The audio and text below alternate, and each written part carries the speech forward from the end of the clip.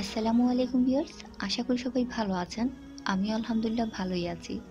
আজ আমি আপনাদের সাথে শেয়ার করব মুলোর পাকুড়া। আমি জানি না আপনারা এর আগে কখনো খেয়েছেন কিনা না।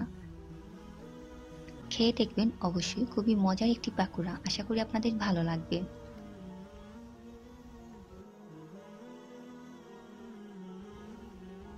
দেখতেই পাচ্ছেন আমি এখানে বড় সাইজের দুটো মূলো নিয়েছি।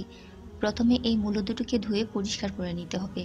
তারপর উপরের চামড়াটা ফেলে দিতে হবে। চামড়া ফেলে দেওয়ার পর এটাকে গ্রেটার দিয়ে খুব ভালো করে গ্রেট করে নিতে হবে। দেখতেই পাচ্ছেন আমার গ্রেট করা হয়ে গেছে। এবার এর সাথে দিয়ে দিচ্ছি হাফ চা চামচ পরিমাণ লবণ, দিয়ে খুব ভালো করে মেখে নিচ্ছি। মাখা হয়ে গেলে এটাকে আমি 10 মিনিটের জন্য এইভাবেই রেখে দিচ্ছি। তাহলে ফিরে আসছি 10 মিনিট পর।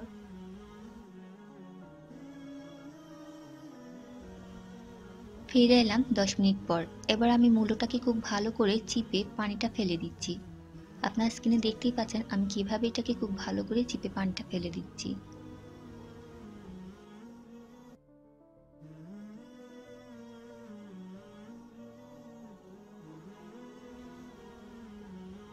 এখানে আমি একটা ডিম নিয়েছি। প্রথমে ডিমের সাথে দিয়ে দিচ্ছি চিমটি পরিমাণ হলুদ গুঁড়ো এবং চিমটি পরিমাণ লবণ।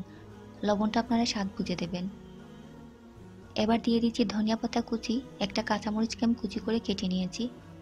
সাথে দিয়ে দিচ্ছি পেঁয়াজ কুচি। এখানে ধনিয়া পাতা, কাঁচামরিচ এবং পেঁয়াজ তিনটেই কিন্তু অপশনাল। না চাইলে নাও দিতে পারেন, তবে দিলে পাকুড়া খেতে কিন্তু বেশ ভালো লাগে। এবার দিয়ে দিচ্ছি যে চিপে রাখা মূলাটা ছিল সেই মূলাটা এর সাথে দিয়ে দিচ্ছি। দিয়ে খুব ভালো করে মেখে নিচ্ছি।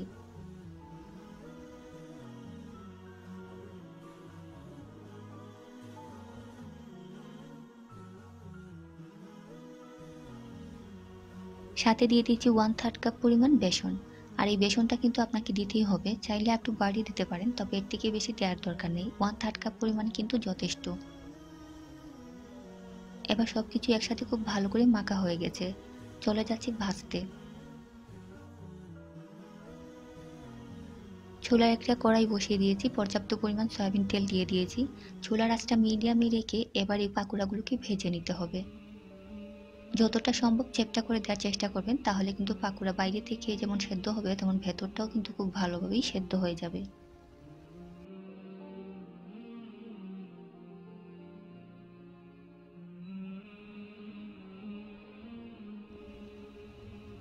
তেলে ছেড়ে দেওয়ার সাথে সাথে কিন্তু উল্টানো যাবে না। যখন দেখবেন নিচ থেকে উপরে এগুলো ভেসে উঠেছে, ঠিক তখন এগুলোকে উল্টে দিতে হবে।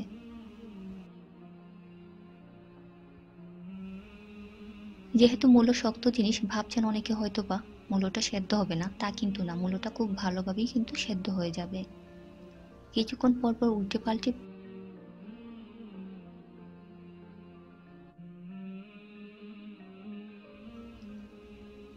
দেখতেই পাচ্ছেন আমার পাকুড়া ভাজা হয়ে গেছে। এবার আমি পাকুড়াগুলোকে নামিয়ে নিচ্ছি। দেখলেন তো কত সহজে কত মজার একটা তৈরি হয়ে গেল। আশা করি আমার পাকুড়া রেসিপিটা আপনাদের ভালো লাগবে। আর যদি ভালো লেগে থাকে তাহলে অবশ্যই আমার চ্যানেলটি সাবস্ক্রাইব করবেন। আর যারা করেছেন তাদেরকে অসংখ্য ধন্যবাদ। আজ এখানেই বিদায় নিচ্ছি। আল্লাহ হাফিজ।